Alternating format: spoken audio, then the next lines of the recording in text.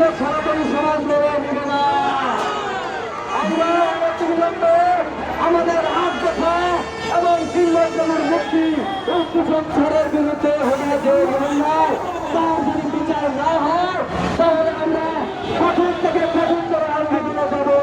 এই বলছি আমরা আরো জানাতে চাই যে অন্তর্বর্তীকালীন সরকার যারা রয়েছেন আপনারা আমাদের এই বিষয়গুলা সুদাদার দৃষ্টিতে দেখে কার্যকরী পদক্ষেপ নেন।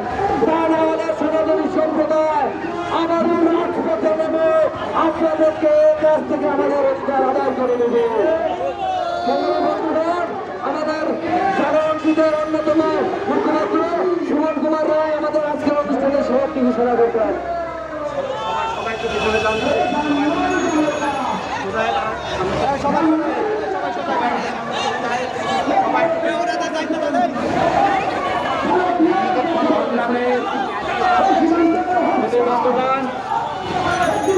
আমি প্রথমে ধন্যবাদ জানাতে চাই প্রশাসনকে, পুলিশের উদ্যোতন সুষ্ঠু প্রোগ্রাম করার জন্য আমাদেরকে নিরাপত্তা সহ শৃঙ্খলায় সহযোগিতা করার জন্য আমি ধন্যবাদ জানাতে চাই সাংবাদিক বন্ধুদেরকে, যাদের মধ্য দিয়ে আজকে আমাদের এই প্রতিবাদ সমাবেশ সারা বিশ্বে ছড়িয়ে পড়েছে। আমি ধন্যবাদ জানাতে চাই আমাদের সনাতনী জাগরণের ভারপ্রাপ্ত মুখপাত্র কবিরাজ ব্রহ্মচারীকে। প্রচন্ড বৃষ্টির মধ্যে পুলিশের পরস্পরের ভাঙা থেকে আজকে আমাদের মাঝে উপস্থিত হয়েছে।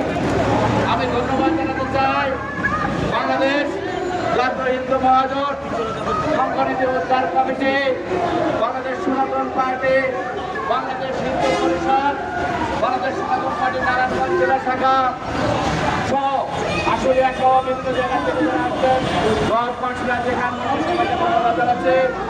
আমি ধন্যবাদ জানাচ্ছি বাংলাদেশ জাতীয় হিন্দু মহাসংঘ, ঢাকেশ্বরী মাতৃসভা, বাংলাদেশ হিন্দু উদ্যোগ, খ্রিস্টান সহ বাংলাদেশের বিভিন্ন এবং জাগো হিন্দু পরিষদ সহ আরো যেসব বিভিন্ন সংগঠন,